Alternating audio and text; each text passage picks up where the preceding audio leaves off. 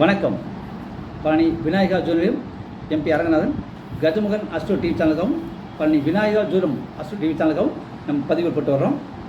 போன பதிவில் காதலை பற்றி போட்டோம். இந்த பதிவில் கள்ளக்காதல்கள். கணவனுக்கு துரோகம் செய்யக்கூடிய அமைப்பு, மனைவிக்கு துரோகம் செய்யக்கூடிய அமைப்பு ஜோதிடத்தில் படிச்சன விதிகள் கூறுகிறது. அந்த விதிகள் இப்பொழுது உங்களுக்கு சொல்கிறேன். இந்த அமைப்புள்ளவர்கள் குலதெய்வத்தை நல்லா கும்பிடணும், கண்டிப்பாக தப்பிச்சிடலாம். இஷ்ட தெய்வத்தை நல்லா கும்பிடணும், கண்டிப்பாக தப்பிச்சிடலாம். மனதை ஒருமுகப்படுத்தி தியானம் செய்தால் தப்பிச்சிடலாம். அப்போ இந்த அமைப்பில் உள்ள ஆண் பெண்கள் கவனமாக இருக்கணும். சரி, விஷயத்துக்கு வருவோம். லக்னத்திற்கு 6, 8, 12 சுக்கிரன் இருந்தாலும், லக்னத்திற்கு 6, 8, 12 குரு இருந்தாலும், ஆண் பெண் யாராக இருந்தாலும் அவர்களுக்கு மறைமுக உறவுகள் வர வாய்ப்புகள் அதிகம். இவர்கள் கண்டிப்பாக குலதெய்வத்தையோ இஷ்ட தெய்வத்தையோ கும்பிட்டால் இந்த பாதிப்பிலிருந்து விலகி கொள்ளலாம் என்பது அவரவர் ஜாதக விதியை பொறுத்து இருக்கு. இந்த 6, 8, 12 சுக்கிரன் குரு இருப்பவர்கள் பழக்க வழக்கங்கள், ஆணாக இருந்தால் பெண்ணுகிட்டையும் பெண்ணாக இருந்தால் ஆணுகிட்டையும் கவனமாக பழகணும். என்ன காரணம் அப்படின்னா, சுக்கிரன் ஆண்களுக்கு சுக்கிரத்துக்கு அதிபதி, பெண்களுக்கு காமத்தை தூண்டக்கூடியவர். இந்த சுக்கிரன் குரு செவ்வாய் பார்வை பெற்றால் கண்டிப்பா காமம் தலை தூக்கும். அப்போ குரு சுக்கிரன் செவ்வாய் சம்பந்தப்படுது, எச்சரிக்கையா இருங்க. இந்த 6, 8, 12க்கு. அப்ப இந்த 6, 8, 12க்கு செவ்வாய் சம்பந்தப்பட்டால் கவனம், சனி சம்பந்தப்பட்டால் கவனம், எச்சரிக்கை. அப்போ இந்த அமைப்பில் ஆண் பெண் யாராக இருந்தால், இது ரெண்டு பொதுவான விதி தான். இது பெண்களுக்கு தனியாக ஆண்களுக்கு தனியாக கிடையாது. அப்போ கவனமாக இருக்கணும். அப்போ சுக்கிரம் குருவோ 6, 8, 12 இருந்தால் கவனம், சனியோ அல்லது செவ்வாயோ பார்த்தால் மிக மிக கவனம். அடுத்து சனி சந்திரன் குறிப்பாக 3, 6, 8, 12 இருந்தால், 7 இருந்தால் கண்டிப்பாக அவங்களுக்கும் இந்த தவறான பழக்க வழங்கல் வர வாய்ப்புகள் மிக மிக அதிகம். அப்போ சனி செவ்வாய் சேர்க்க பெற்று 3ஆம் இடம், 7ஆம் இடம், 8ஆம் இடம், 12ஆம் இடங்களில் இருந்தால் இதுக்கு புணர்ப்பு தோஷம் பேர். இப்போ புணர்ப்பு தோஷம் திருமணத்திற்கு முன் உறவு வர வாய்ப்பு அதிகம், திருமணத்திற்கு பின் பிரச்சனை வர வாய்ப்பு அதிகம். அப்போ எச்சரிக்கையா இருங்க. பெரும்பாலும் சனி சந்திரன் சம்மந்தப்பட்டால் அது சன்னியாசி யோகம் அப்படின்னு ஒரு விதி இருக்குது. அப்போ திருமணத்துக்கு முன் வந்தால் திருமணத்துக்கு பின் பிரச்சனை வரும், எச்சரிக்கை. இந்த சனி சந்திரனுக்கு செவ்வாய் சம்மந்தப்பட்டாலும் சுக்கிரன் சம்மந்தப்பட்டாலும் இந்த பாதிப்புகள் அதிகமாக வரும். அப்போ ஒரு ஆணோ பெண்ணோ தவறு பண்ணக்கூடிய அமைப்புகள் இந்த அமைப்பில் இருந்தால் வரும். எந்த லக்னமாக இருந்தாலும் சரி, எந்த ராசியாக இருந்தாலும் சரி, இந்த கிரக அமைப்புகள் இருந்தால் அந்த மாதிரி பாதிப்புகள் வரும். இது அனுபவித்து நான் கண்டது, நிறைய ஆராய்ச்சி பண்ணுது. அப்போ இவங்களை திருத்தக்கூடிய வழிகள் என்ன அப்படின்னா, தெய்வ பக்தி, ஆழ்ந்த சிந்தனை, குடும்ப ஒற்றுமை, கணவன் மனைவிக்குள்ள விட்டு கொடுத்து போதல், இதெல்லாம் அமைப்பு இருந்தால் கண்டிப்பாக இது மாறும். இல்லை என்றால் கண்டிப்பாக பாதிப்பை காட்டியே தீரும், ஆணாக இருந்தாலும் சரி பெண்ணாக இருந்தாலும் சரி. அப்போ காதலில் பிணக்குகள் வருது, இந்த அமைப்பு தான் வரும். நல்லா லவ் பண்ணி கல்யாணம் பண்ணிடுவான், இந்த அமைப்பு இருந்தால் கல்யாணம் பண்ண பிரச்சனை வரும், குழந்தை பற்றி பிரச்சனை வரும். கணவனாக இருந்தால் மனைவிகிட்டையும், மனைவியாக இருந்தால் கணவன்கிட்டையும் பிரச்சனை வரும்.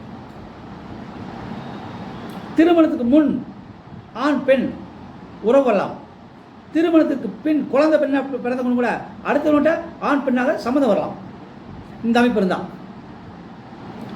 அப்போ லக்னத்திற்கு சுக்கிரன் அந்த 6, 8, 12 இருந்தாலும் இந்த பாதிப்புகள் காட்டும். குரு 6, 8, 12 இருந்தாலும் காட்டும். ஏன்னா குரு வந்து ஒழுக்கமானவர். அவர் வந்து ஒரு தவறானது இருக்கிறப்ப அவருக்கு பாதிப்புகள் காட்டும். அப்போ இந்த 3, 6, 8, 18, 12ங்கிறது மறைவு ஸ்தானங்கள்னு சொல்லுவோம். அப்போ குறிப்பாக இந்த 3 கூட பெரிய பிரச்சனை கிடையாது. ஆனால் 6, 8, 12 கவனமாக இருக்கணும். இப்போ உதாரணம் 6, 8, 12 குரு சுக்கிரன் இருந்தால் கண்டிப்பாக தவறான உறவு வந்தே தீரும், தவறான பழக்கவழக்கங்கள் வந்தே தீரும். சனி சுக்கிரன் இருந்தால் கண்டிப்பாக தவறான பழக்கங்கள் வந்தே தீரும். சனி சந்திரன் இருந்தால் கண்டிப்பாக தவறான பழக்கங்கள் வந்தே தீரும் என்பது உறுதி. அப்ப இந்த ஒழுக்கத்துக்கு காரணகர்த்தா வந்து குரு. காமத்தை தூண்டக்கூடியவர் சுக்கிரன், அதை அனுபவிக்க சொல்லக்கூடியவர் சனி செவ்வாய். சந்திரன் தான் உடல் காரகர். சனி செவ்வாய் சனி மெதுவாக நடத்துவார், செவ்வாய் வேகமாக நடத்துவார். சனி சம்மந்தப்பட்டால் எல்லாம் முடிச்சு பிரச்சனை வரலாம். செவ்வாய் சம்மந்தப்பட்டால் கல்யாணத்துக்கு முதலே பிரச்சனை வரும். அப்போ சனி செவ்வாய் சுக்கிரன் சந்திரன் இவங்க சம்மந்தப்பட்டாவே இந்த மாதிரி பிரச்சனைகள் வரும். அப்போ இதுக்கு என்ன தீர்வு? குலதெய்வ வழிபாடும் இஷ்ட தெய்வ வழிபாடும் மன கட்டுப்பாடும் தான் இதுக்கு தேவை. மற்றபடி எதுலையும் இது வந்து சாந்தி ஆகாது. அப்போ திருமணத்திற்கு முன்னே உறவு வருதா இந்த அமைப்பு அதிகமாக இருக்கும் பாருங்க. அதே மாதிரி சனி செவ்வாய் 4, 7, 8, 12 இருந்தாலும் இந்த பிரச்சனை வரும். சனி செவ்வாய் 4, 7, 8, 12 இருந்தாலும் இந்த பிரச்சனை வரும், உறுதியாக வரும். குரு சுக்கிரன் இந்த 4, 7, 8, 12 இருந்தாலும் இந்த பிரச்சனை வரும். சனி சந்திரன் சேர்க்கை பெற்று செவ்வாய் பார்வை பெற்று இந்த 4, 7, 8, 12 சம்பந்தப்பட்டால் வரும். ஆக மொத்தம் முதல் பதிவு நான் போட்டது வந்து காதல் எப்படி வரும். இந்த பதிவு காதல் எப்படியும் வரும், தாறுமாறா வரும், தாறுமாறா பிரிஞ்சிடும். அப்ப காதல்ங்கிறது வந்து புனிதமானது, காதல்ங்கிறது வந்து ஒரு தெய்வீகமானது அப்படின்னு நம்ம சொல்றோம். ஆனால் காதலுக்கும் ஜோதிடத்துக்கும் சம்மந்தம் உண்டு அப்படிங்கிறது நான் சொல்றது அனுபவம். எப்படி இருந்தாலும் இந்த 6, 8, 12 இடங்கள் பிரிவை குறிக்கக்கூடிய இடங்கள். காதல் வந்து பிரியலாம், காதல் வந்துட்டு இருக்கப்பே பிரியலாம், குழந்தை பிறந்த பின்னாடி கூட பிரியலாம். இந்த அமைப்பு இருந்தால்தான். நிறைய ஜாதகங்களை பார்த்துருக்கேன். காதலிச்சு கல்யாணம் பண்ணிடுவாங்க, குழந்தைகளும் பெற்றுருவாங்க, டிவைஸ் போகும்.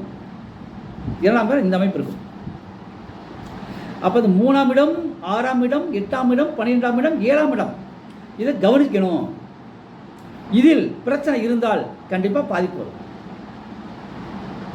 3 குடைவன் வலுத்தாத்தான் காதலை ஜெயிக்க முடியும். 3 குடைவன் வலுத்தாத்தான் கோர்ட்டுக்கு போன ஜெயிக்க முடியும். 3 குடைவன் பலவீனமானாலும் 8 குடையவர் பலவீனமானாலும் ஜெயிக்கிற சிரமம். இதுதான் இந்த விதிகள். இந்த ஜோதிட விதிகள் வந்து யாரும் மாற்ற முடியாது, அனுபவிச்சே தீரணும். அப்போ இந்த அனுபவிக்கிறது வந்து எந்த வகையில் வரும்? அவங்க 6, 8, 12 அதிபதி திசைகள் அப்போ இது வரும். அப்போ காதல் இப்போ 2 குறைய திசையில் காதல் நடந்துடும், கல்யாணம் நடந்துடும். 3 குறைய திசையிலையோ, 6 குறைய திசையிலையோ, 8 குறைய திசையிலையோ, 12 குறைய திசையிலோ இந்த பிரச்சனை வரும், உறுதியாக வரும். இப்போ 5 திசையில் காதல் கை குடிச்சு வச்சுக்கோங்க, 6 குறையவரோ 8 குறைய திசையில் கண்டிப்பாக பிரிவு வரும். அப்போ இந்த அமைப்பு இருந்தால் வரும். நம்ம பதிவு போட்டோம், அந்த அமைப்போட பிரிவு வராது. குரு பார்க்க கோடி நன்மைன்னு சொல்கிறோம், அந்த குரு பார்த்தா தான் கோடி நன்மை. அப்போ இந்த 3, 6, 8 அதிபதிகளையோ அல்லது 3, 6, 8 இடங்களையோ குரு பார்த்தால் பாதிப்புகள் விலகும் அல்லது குறையும். குரு அல்லது சுக்கிரன் பார்க்கவில்லை என்றால் பாதிப்புகள் கண்டிப்பாக அனுபவிச்சே தரும். அனுபவிக்காமல் தப்பிக்க முடியாது.